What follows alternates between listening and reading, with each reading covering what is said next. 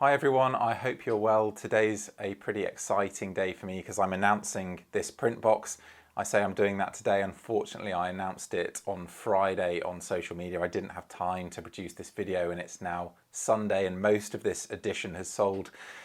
So if you're interested in purchasing it, then I guess you'll have to be pretty quick off the mark, and apologies for those of you who miss out.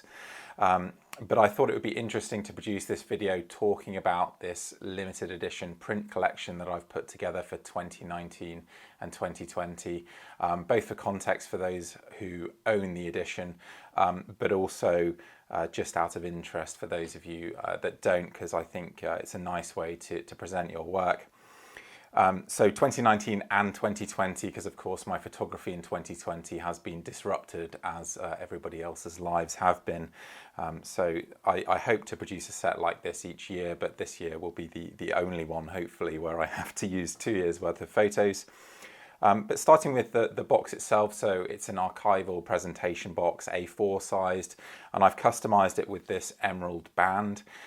So this is emerald color plan paper, and it's been embossed with the same texture as the box itself so that it looks like part of the box. And then it's been gold foiled with the details of the box, including my logo. And then you have that information repeated on the spine so that you can read the information if you choose to put it vertically on a bookshelf. But of course I have also selected this look to look fairly striking if you wish to display the box. I chose the emerald colour because it ties together with a couple of the images in the book, one of which is to my right on the screen here, and I'll talk through those photos in a second. But before I do, I thought I'd talk about what's in the rear of the box. So I've actually lined the back of the box with an archival foam, and that has a cutout to store both the certificate of authenticity, which is signed and numbered by me and then embossed in the corner with a custom embossing. And also to store the description cards. So there's a little thumb cutout here. So that holds the cards in place. So we have the certificate and then 3 description cards for the 3 different areas that I took these photographs in. So starting with the Southern Highlands of Iceland, there are 3 photos from that area. And then the Northwest Highlands of Scotland, there are 4 photos from there. And finally, the Drensberg escarpment. So of course, what you'll be most interested in is the prints themselves. So when you open the box, you'll find a blind debossed card that's in front of the images just to help protect the prints. You won't be able to see the debossing probably on your image there because of course it is quite subtle, but it's a clear debossing into a lovely textured card, so it's got a really tactile feel to it, and that's a nice opening before you see the images themselves. So starting with the actual quality of the prints, these are all printed on photo speed fine art paper. So this is their platinum gloss art fiber 300 paper, and I've chosen that paper because it has a real heft to it. It's a lovely heavy paper so that the photos feel really high quality, but it also has a very subtle sheen and texture to it, so it just helps bring the images to life whilst also allowing incredibly deep blacks, a lot of contrast and rich colours in the images. So the images themselves really jump off the page. And finally, I'm printing these at 600 PPI, so the detail is pretty exceptional. You need either perfect eyesight or some pretty good reading glasses to see the detail here, and that's particularly the case with some of the later images with all the fine grasses and so on. So you really can put your face right up to these prints. Okay, so a few of the stories behind these images. This is Mælifell, north of the Mýrdalsjökull ice cap in the Southern Highlands of Iceland. This was taken in 2019. I had 2 trips out there, both of which had some pretty terrible weather.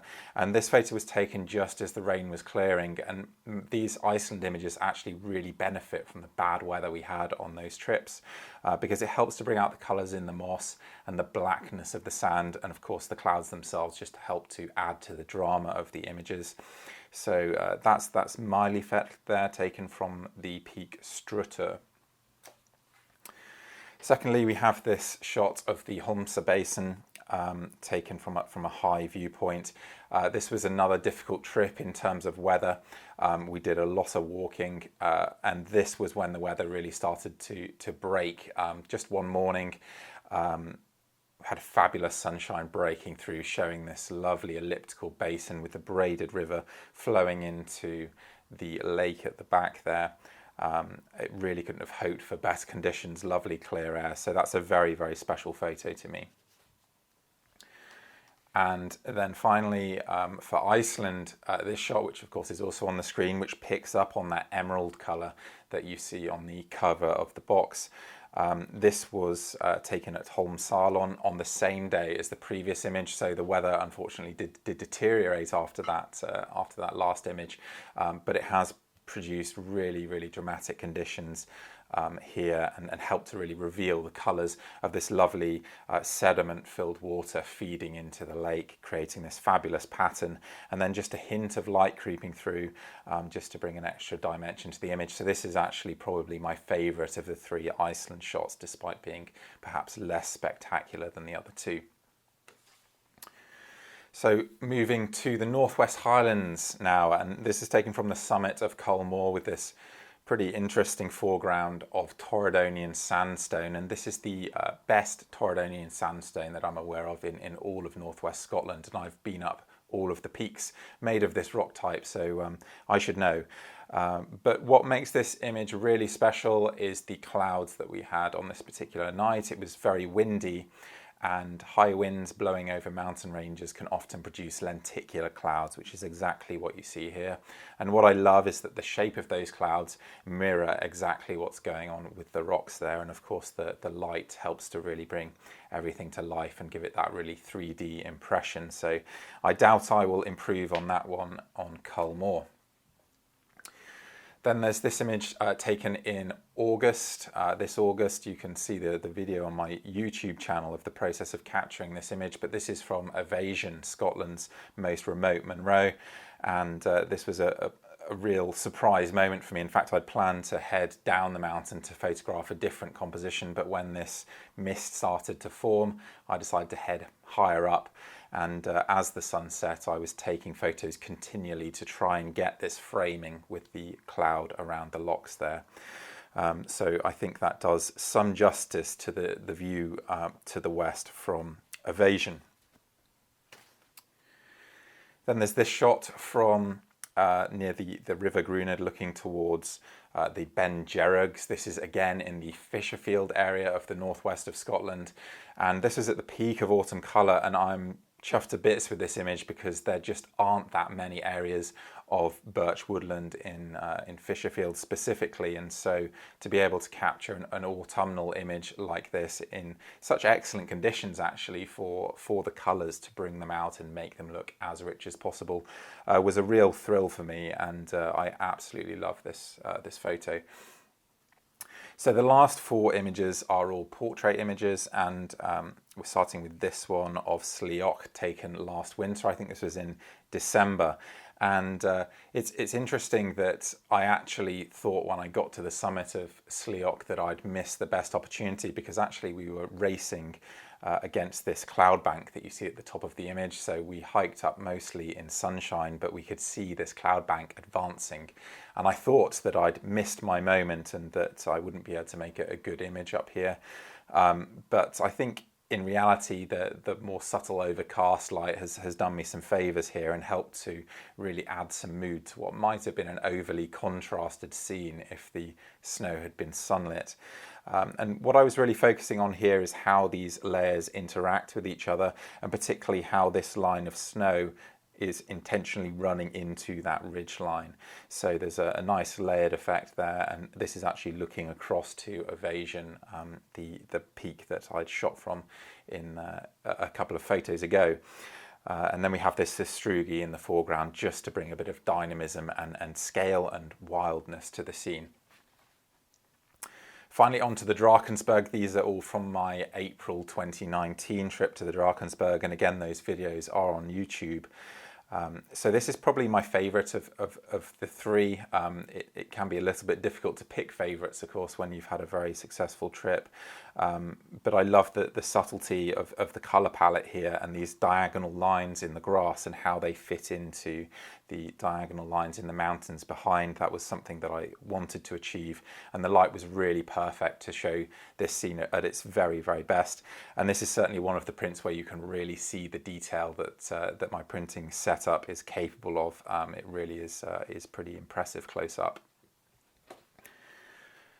Okay, this is the most exciting moment of that trip. This was looking back towards North Peak in the Drakensberg. This is actually not a spot that I've taken photos from before because it tends to be en route to our camp. But on this particular day, with big thunderclouds forming overhead in the afternoon, we thought it'd be worth hanging around to see how things developed. And sure enough, as sunset approached, we had this utterly spectacular lighting and these incredibly heavy clouds overhead. I think there's a nice mirroring going on here between some of these shapes of shadow present in the midground and background, and the grasses here just add a sense of place, I think, to the scene. So again, another photo that I'm happy with. And finally, one of the images that I've actually hung in my own house, printed much larger than this, of course, but this shot again picks up on that emerald colour that you see on the box. But I think what excites me about this image, and it's very hard to hold that steady actually, is the textures and the sort of implied texture of the image. It has a very velveteen feel to it because of this very consistent grass and the fluted lines of the ridges here, almost looking like curtains. And you have this incredible range of greens from almost yellowy, mossy greens all the way into jades and emeralds. So I'm really pleased with that photo, as simple as it is, and a nice one to finish on. So that is the print collection, and as I said, unfortunately I don't have many of the edition remaining. It's priced at £100, and there's a lot of work, as you can probably see, that goes into making these. So if there are any available, then please do check them out on my website, alexsnell.com. You should be able to find them easy enough. But it's a great way to support my work because, of course, I have lost the majority of my income this year to cancelled trips and so on. So I really appreciate those of you who do decide to support me in that way. And for those that don't, I hope you found this video interesting, because I think as photographers we're often guilty of leaving our photos too often sat on computers, and prints really do bring them to life.